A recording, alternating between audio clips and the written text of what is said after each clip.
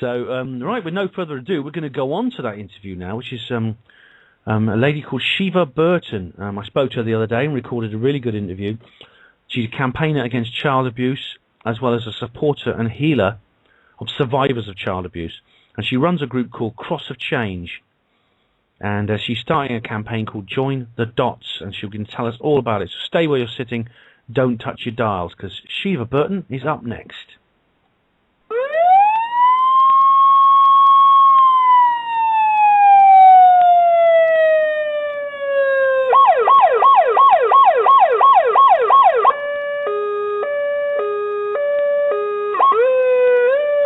Hospital Porter's pride and dignity. Stop the New World Order. Welcome to Panwo Radio.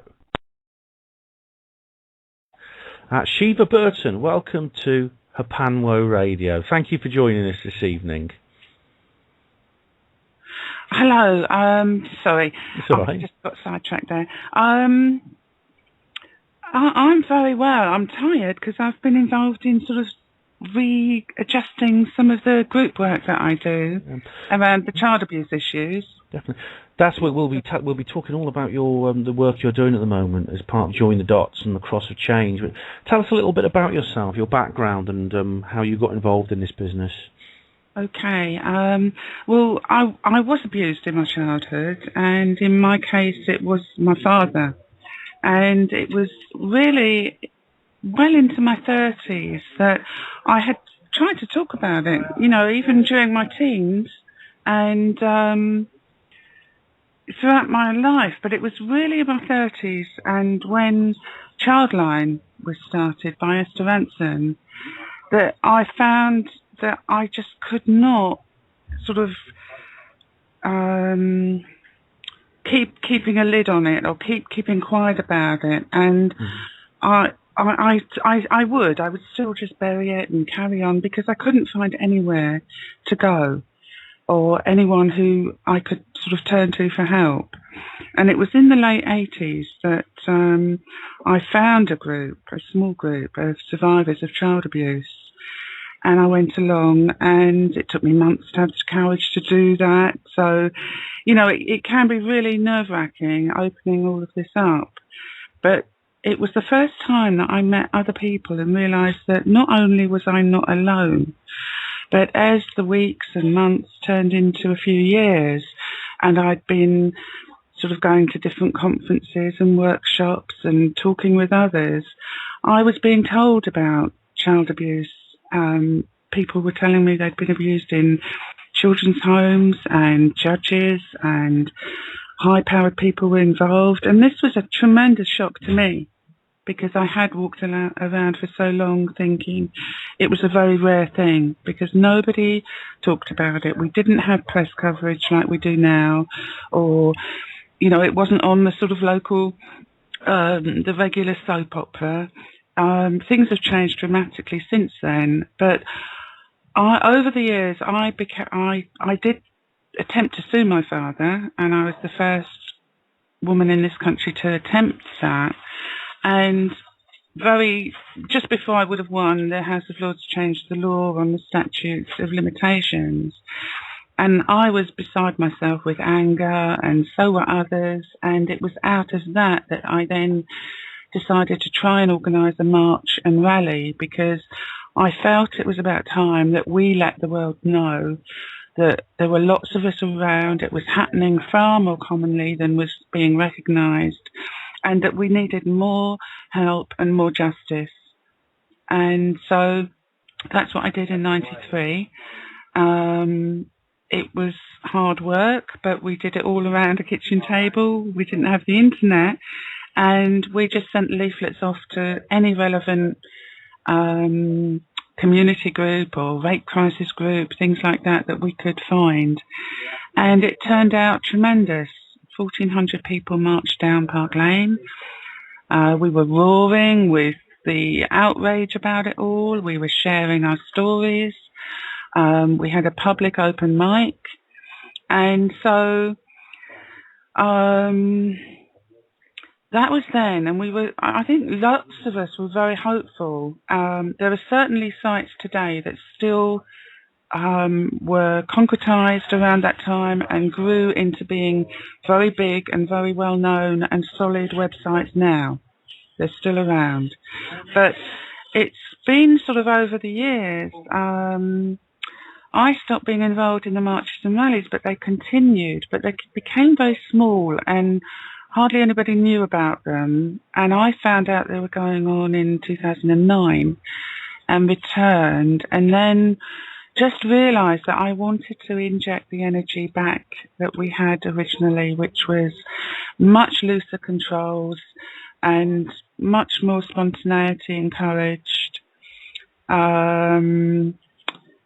You know, and we're like almost any other subject. We also have our areas where infighting can get in the way, or false flag stories sort of take up a lot of energy, or trolls come around and cause trouble. So we have our problems too. But my main wish has always been for groups to unite as much as possible, sometimes, because we need different types of groups for different types of people, but sometimes we need to unite and get on the same message and really make a lot of noise, because, you know, the knowledge of child abuse has grown, but that knowledge could have grown much faster if we hadn't been ignored in the early 90s.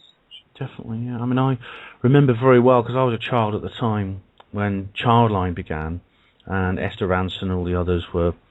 There was this big, long sort of charity evening event on telly, and it was really quite surprising because we had features on it at school as well, and it was a bit of a surprise. I think it was a surprise to everybody that it was something so common, and it had been going on a long time, and some very elderly people came on the news and explained how when they were children, they were abused, and no one, you know, was no one around to help out.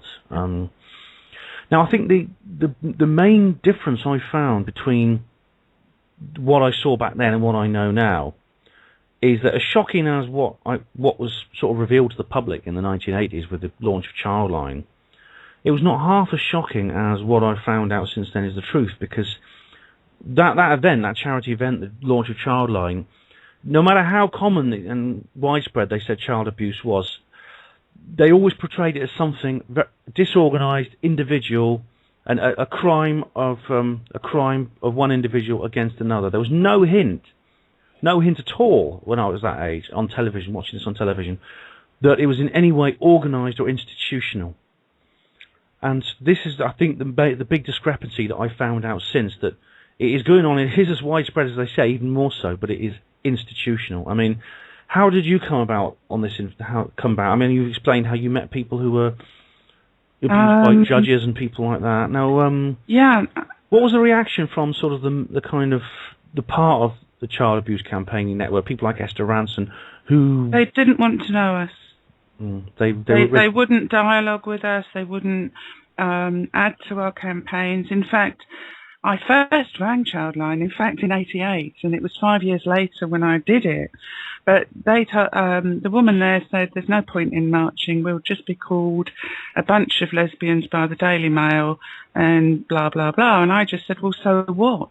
Because my attitude was that, for me, I think it was dawning on me very much so that, much as I understood our need to protect ourselves, and we did, and we still do have to, at times and in ways, no, they wouldn't. The secret was not going to be broken except by us. Yeah.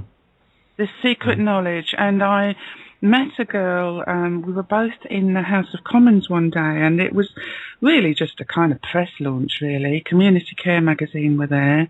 There's an old photo of us in that somewhere. But she talked to me afterwards, and she'd been helping to set up an office. I think it was in North London, and it was strictly trying to out this abuse within the children's homes, and they had a bomb threat. And I think they might have even had a fire and had to just shut down. Oh, my goodness. And I mean... apart from that... This fits in... Sorry. Yeah, sorry. Go on, you go. I was going to say that this fits in with a lot that's been discovered since. I mean, I think the exposure of Jimmy Savile, which is the last few months, excuse me, Mm-hmm. I mean, Esther Ranson, her reaction to this was really quite appalling and really quite dismaying. She kind of said this was the woman who was the champion of children, supposedly a champion of children, saying, well, I sort of heard rumours about it, but I didn't think I should do anything, I didn't say anything to anyone, and I thought the casual way she spoke about it, she was almost like in denial. It's bothered a lot of people, and I know for me and many of us back then in the late 80s, 90s, when a lot of us were sort of waking up, and some of that was triggered by what happened with Esther Ranson and her program. So we didn't still have anywhere much to turn to. So some of us were ringing up Childline saying, "What do we do?"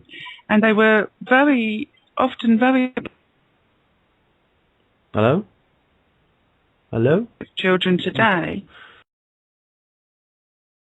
No. So, I mean, I think we should reiterate here, Sheva, that, I mean, as much as I respect a lot of the people in Childline and what they do, they are misrepresenting the issue. They're saying child abuse is widespread, it's common, we know, but it's just lone individuals operating independently, abusing children for their own amusement, not without any connection to anyone else. They're individuals, and they're operating secretly just within the family. That's not true. It's an organised, institutional crime that's going on here, a crime against humanity that is, and I think that's an important thing everyone has to understand. And you yourself and your organisation became the sort of mainstream anti-child abuse people were very, very hostile to you. Well, they were sort of abrupt, and a lot of us, we came off feeling guilty for, we were made to feel guilty for clogging up the lines. And of course we understood that, and we wanted children protected. But there was no alternative, and I would have thought that they could have realised there was such a need, and they were in prime position to perhaps flag that up and get something done more than did happen. It's been a struggle all of the way, really, for survivors of abuse to get the story out. Why do you think that they were so unwilling to sort of go into this area where you were going? I don't know, except that they're part of the institutional system, and they all seem to overlap and affect each other and influence each other through different means, whether it's they're on the boards of various charities, or there's money involved in some places and cases that don't really sit well. It's difficult to know, except that, is it just the best kept secret? Because... Well, I have a feeling that if Esther Ranson ever actually came on TV and said, well, actually, I've changed my mind, I should add a little bit to what I've been saying all these years.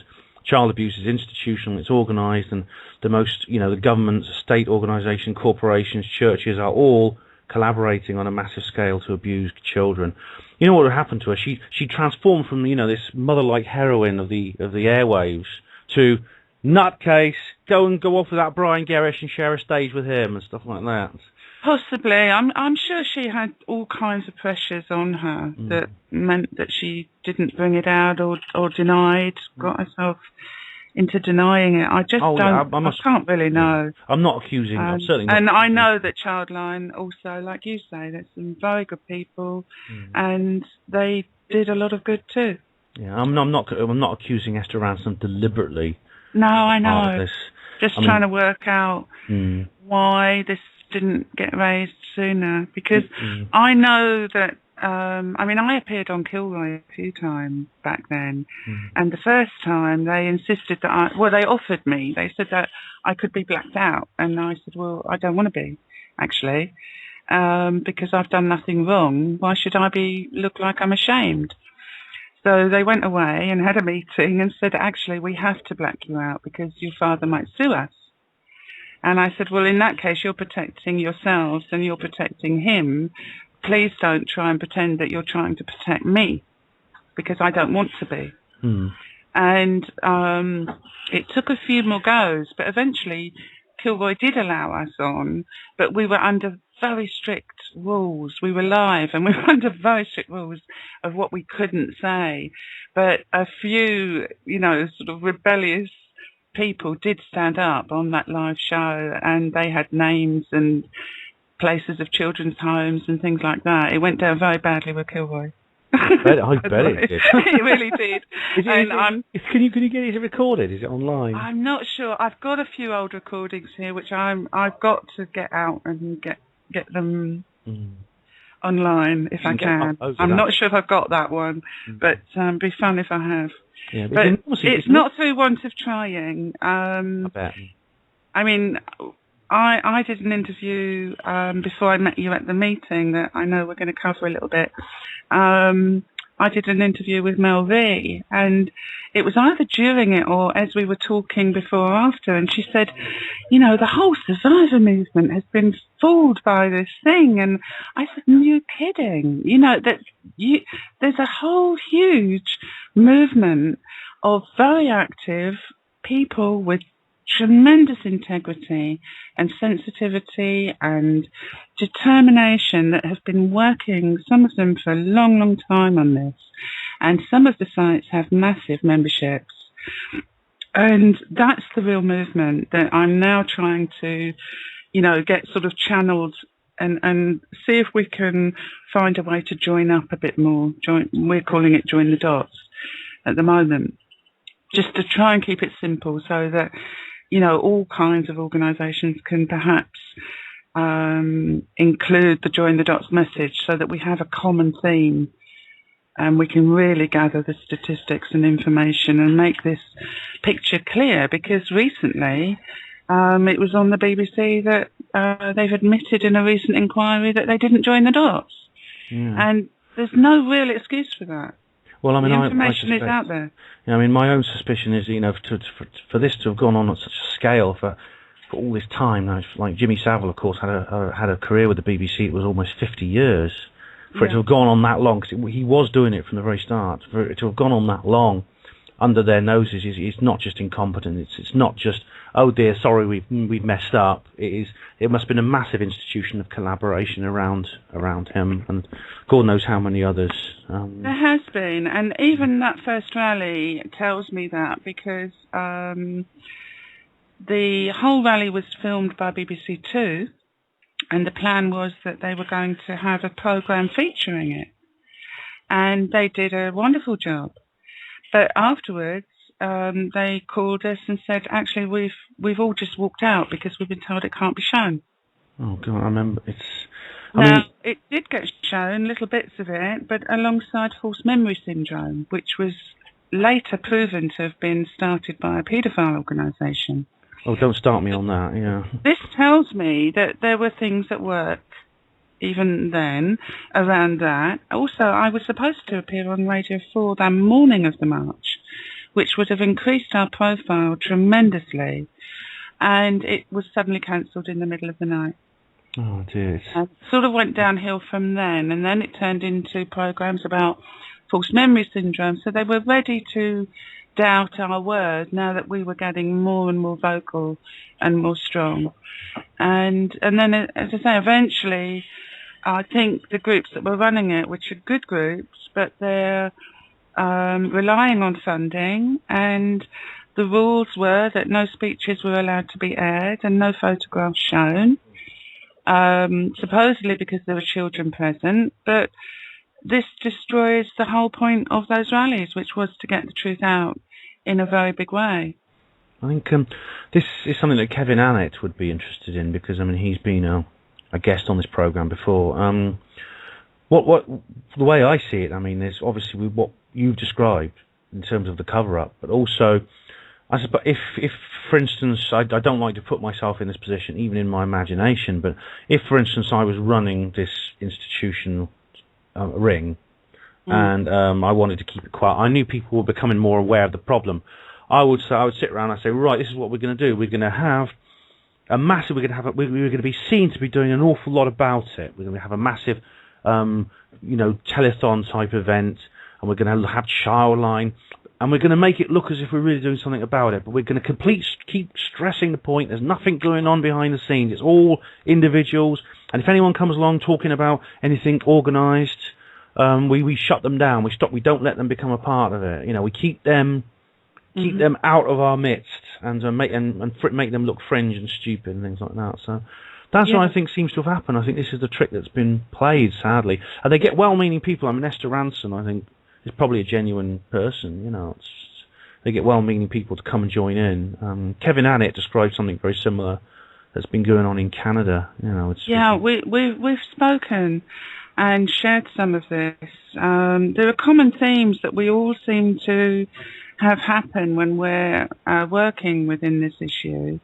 And but another thing sort of has come across my radar since, and some of it was through personal experience, and some of it is just that I'm also involved in a lot of groups where this is happening to people. And a lot of survivors of child abuse, about 60% of the children going into care now are from parents that were abused. Right. Now, the very bothering part of it for me as well, apart from that a lot of them turn to social services in the first place for help, or they've had depression and, needed help with that, and that's got them onto the radar. But often it's ending up that they're being sent to see a psychiatrist who then totally, describes them in sort of with mental health labels like Munchausen's by proxy, or what's the other one? Borderline personality, and the children are being taken for the risk that they might harm them in the future. Usually emotional harm is the one quoted. And this is happening in a lot of cases. Now, obviously, I want children protected, and abused children need to be rescued when the abuse is really going on. But this is going on in a great many cases and looking like child protection. But the same psychiatrists in many cases are wearing three hats. And the three hats are that not only are they being these expert witnesses in the secret family courts like this and condemning innocent parents as likely to harm, but they're also training social workers and other professionals, often as well, in the effects of abuse. This doesn't, to me, seem to be filtering down to helping us. Rather, it's giving them labels to use and things to look out for, but in a negative and judgmental way that is very harmful, actually, when you've been traumatized already. And then on top of that, a great deal of them are wearing a third hat, which is that they go into prisons and work with some of the worst sex offenders. Right. Now this, for me, and a lot of the stories that I hear from survivors who've been through mental health system, and again, I hear good ones too, here and there, not enough, but some, but in too many cases, I'm hearing absolute horror stories about the way that they've been mistreated within mental health and come out the other side even more traumatized than ever before. Now, it's hard for me to see the psychiatric profession, as a source of help in this arena. I mean, this is a subject I could talk about myself because I've had personal experience in it, but it's such a huge subject. It's just so incredible. Now, Sheva, I met you, when I first met you, we were at an event in London at the Inspired by Ike group, and the Holly Gregg hoax group was speaking there. Now, I spoke about this in detail on a previous show, but basically, the Holly Gregg hoax team are the people who have basically come out and explained that the Holly Gregg business, this Holly Gregg case that was the centre of everything we were doing for a couple of years, is actually a complete scam. And unfortunately, there's a small group of people who are still convinced that it's real, and they put a lot of very, very negative, quite cruel pressure, nasty pressure on people not to host this group at this meeting. Now, I know that the woman organising the meeting got a rather nasty phone call from someone, sort of basically demanding that she cancels it, and she refused to cave in. So, a lot of respect to her for that. But now, your own experience, we seem to be in a situation where there is a lot of infighting in this campaign. What's your own experience of that? Well, the reason I'll backtrack a bit. Sure, no worries. I've explained already that I went back in 2009 and then decided that I would sort of pick back up and push some energy into freeing it up again and really allowing the survivors to speak again more freely, and that it would be published afterwards so that it the world could hear us. Yeah. And I worked very hard to make sure that was going to happen. But the person alongside me running it had, without me knowing, become friendly with, can I mention Belinda? Yeah, people sure. by name, Belinda McKenzie, and I think she'd been to see David Icke and had a meeting with Bill Maloney and Robert Greene, and they seemed to have decided, without me being there because I was ill at the time, that they were going to run the rally differently, and it became about them and them having speeches and them controlling who else spoke. So it just literally changed before my eyes, and I was pushed to the side, I was bullied, I was called names before, during and after, and that was all unpleasant, but I sort of took quite a bit of the responsibility onto myself because I had been triggered a few weeks before, and unfortunately the trigger is one that's tied in with alcohol being given to me as a child, and I couldn't not start hitting the bottle for a while. But before I went away to sort myself out and be ready for the rally, I did let Truth and Hope know that that's what I was doing, but all my work was done.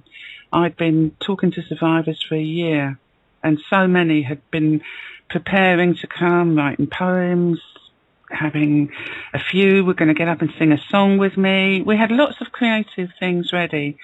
But I came back to this idea, and when I tried to hold off these speakers by saying, look, they've already got websites, they've got the word out, they can maybe could they go on at the end, because it's going to be quite nerve-wracking for a lot of people to get up and speak as it is without having to follow well-known speakers that are very practiced. And it was just everything that I had done and achieved was totally rubbish. And then the videos came out without a cross of change on them. They were Truth and Hope now. Everybody was told that Truth and Hope had begun the rallies. And when I looked up my old videos that were now taken down of the 94 rally, it was gone and my tape had been wiped clean. Now, there's been a couple of years gone on since then, and looking back, you see, for me, the Holly Gregg team were just one of many groups. I had groups from all over the world and lists of them in my group. So I basically was promoting all of the groups and encouraging them all to flourish and them all to talk to each other where possible and join up and let's get things moving. And they were just one of many. But what I was finding all along was that you couldn't go into a Holly Gregg group and talk about another case. They didn't want them to be shown my group because, of course, it contained almost everything under the sun, not just Holly. And, you know, they had sort of 30,000 members very quickly. They were using the campaign tools to the max. But when you say to me, well, we've all been focusing on Holly and Holly only, that's how they somehow they swept us out of the way, and they've gone whoosh right through the truther movement, right through the whole level of it, it seems, And at the same time, though, they've rubbed out much of our, what I call the real campaign, and our historic campaigns. And that makes me then suspect that there's someone pulling strings somewhere that still wants our voices suppressed. Yeah. And that's why I did conclude that because of the way of the campaign as much as anything. Secondly, because of, I don't know anybody else who would want their mother to take them around and talk about them in the way that's been done. Mm. And I can't see that Holly herself had a clear choice there. Yeah. And there's lots of things that really bother me and that do not sound or look or feel like a real campaign. And there's one thing for certain. I mean, we've been. Unfortunately, I was involved in this as well, and I've apologised to all the people involved. Who was targeted, including yourself as well, who were sidelined. But we spent 2 years or more chasing this mirage. Everyone was involved in it, and just imagine what we could have achieved if we hadn't. And like I said, the manipulators, the people keeping the secret, whether they actually engineered the Holly Gregg case or controlled it, or whether it just happened spontaneously, there's no doubt it did them an enormous favour. It did. It did them a huge favour. And you see, just by wiping me and Cross of Change away, they wiped the whole world of the abuse movement away.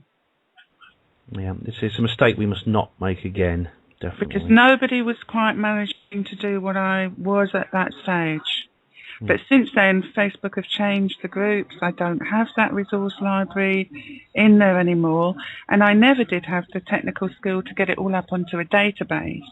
But that was what Truth and Hope had promised. And so the fact that that didn't happen and that this other thing did, it just leaves those questions for me that why? Why would you not do the very thing that could have, educated the world very quickly? But we're doing it now. That's it. Well, hopefully, we can make up for lost ground. I mean, we made a terrible mistake. We mustn't make it again. Me too, though. I publicised them as much as everyone else. I did. Yeah, I think everyone did at some point. Now it's sort of split into. Most of the people in the truth movement just don't even talk about it anymore. David Icke stopped talking about it. Richard D. Hall stopped talking about it. There's people like myself who are quite openly now discussing it and saying that it was a hoax.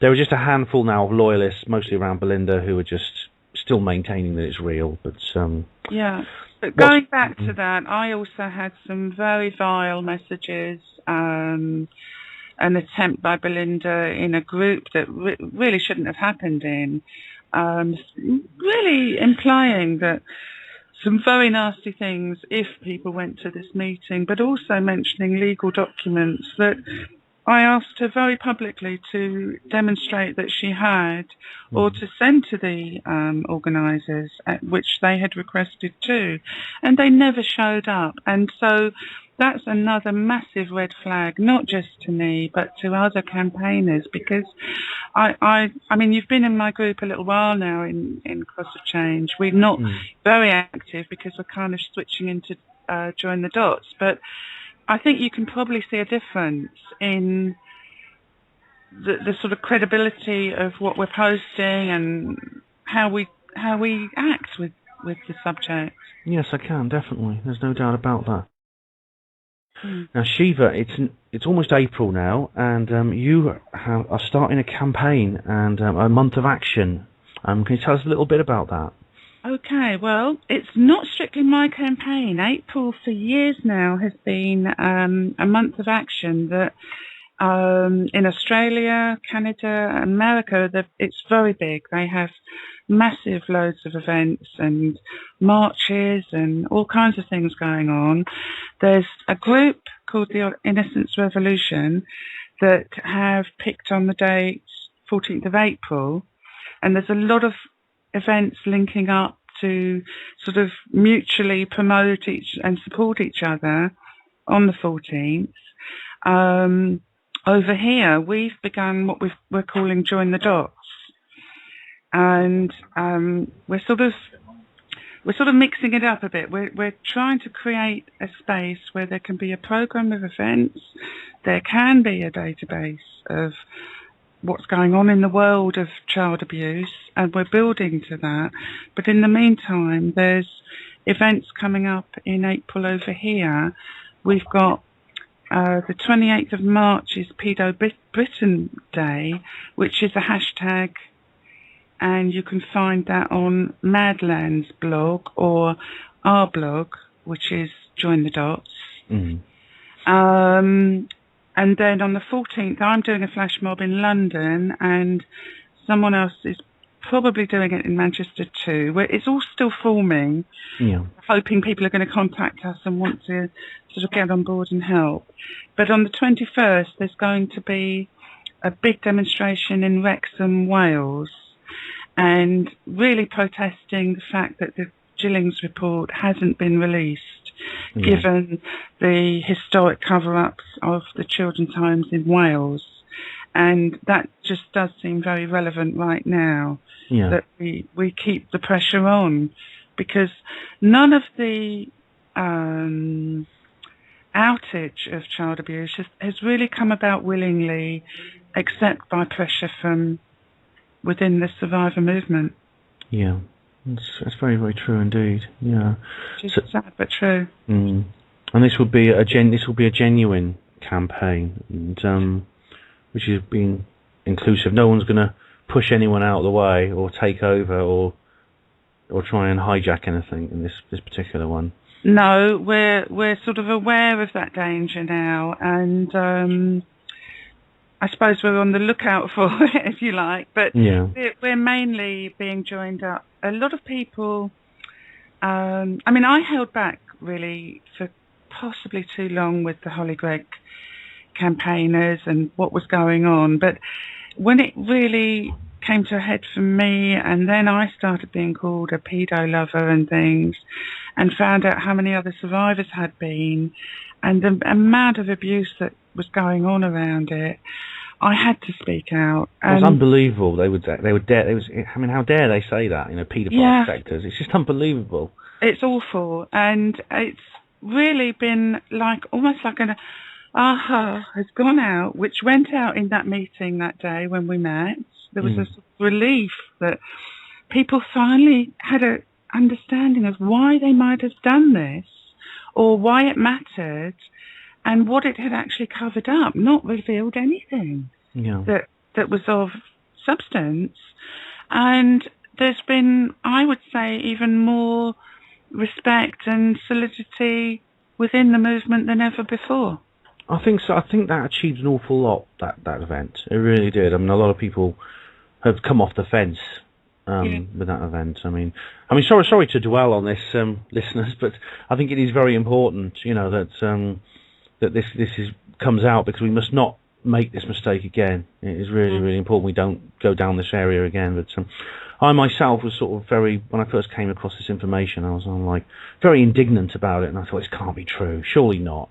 And then I in the end I suggested, I contacted both sides in the debate, and I suggested they got together and we have like a kind of maybe a discussion about it publicly to try and sort it out. And the host group were lovely. They immediately got back to me and they spoke to me, and it resulted in the radio show Program 26, where we have a little roundtable discussion. And the Holly Gregg campaign were completely different. They didn't even write back to me. They posted a very, very bitchy, very, very snide article on their blog, calling me, basically saying I was being self-indulgent, and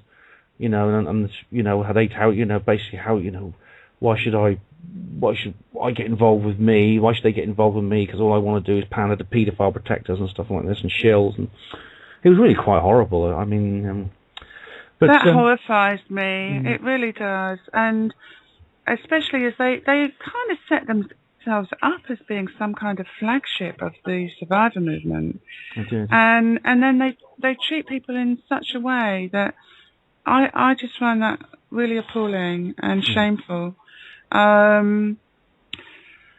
Oh, it's hard to know how much was by design, how much by accident. There's a lot of emotions and loyalties, but it's getting out of hand when it becomes that you're not allowed to question without such horrible insults and accusations flying.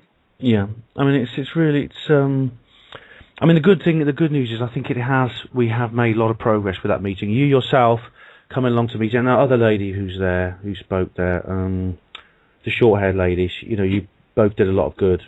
Kathy. Yeah, that's it. Yeah, I spoke to her as well. She's, so that's really. So it's well, I think I said too, though, that if you actually look at the long-standing, serious sites on this subject, you will not find Holy Grail mentioned.